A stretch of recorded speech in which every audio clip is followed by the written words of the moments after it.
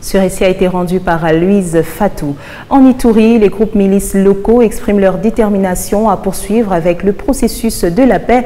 Message lancé par les leaders de Codeco, de la FPIC et FRPI, reçus par le gouverneur militaire de l'Ituri dès leur retour aux assises de Nairobi ce jeudi 8 décembre. Les détails avec Marcus Jean-Loïca.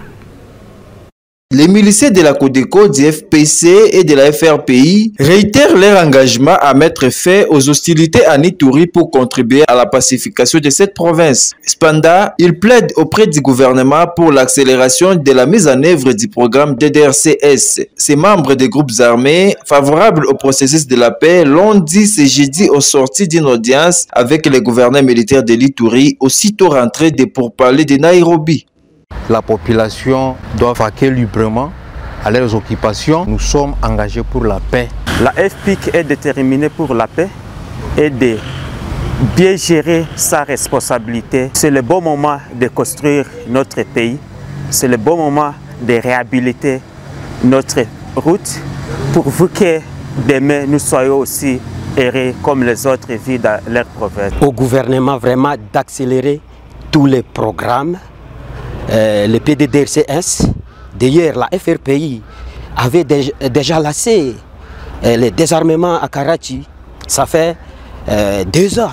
Alors que la continuité prenne place et ça sera vraiment bon car tout le monde a besoin de paix, rien que la paix. Un engagement encouragé par l'administration militaire de l'Ituri sous le commandement du lieutenant-général Luboyaka Chamadjoni, dans les soucis de pérenniser la calmie sécuritaire constatée depuis plus de 4 mois dans la région de Djougou et une partie d'Iromo, en vue d'une stabilisation totale de cette région. Je l'ai annoncé au sommaire, la clôture des festivités des mangeurs de cuivre à la Gécamine est intervenue ce 9 décembre. Cette activité a été subdivisée en 4 parties.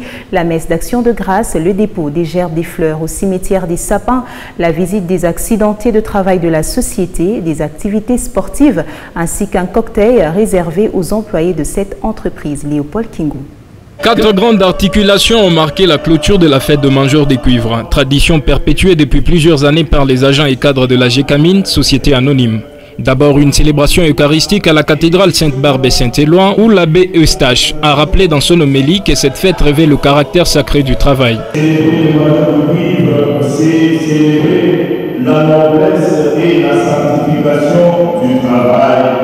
Comme nous le savons, chers frères et sœurs, et pour notre frère, nous avons accordé une place de choix à Dieu dans tout ce que nous faisons et dans notre travail en commençant cette journée par la prière. Dans son mot, Dieu Merci Moukoubu, président de l'édition 2022 de Mangeurs de Cuivre, a rappelé brièvement l'importance de cette activité. Les mangeurs de cuivre sont une occasion qui permet à l'employeur et à l'employé de notre société de réfléchir, de prendre conscience sur son destin commun, destin lié aux actions de la transformation initiée par la hiérarchie, aux activités de la production et celles du social des agents.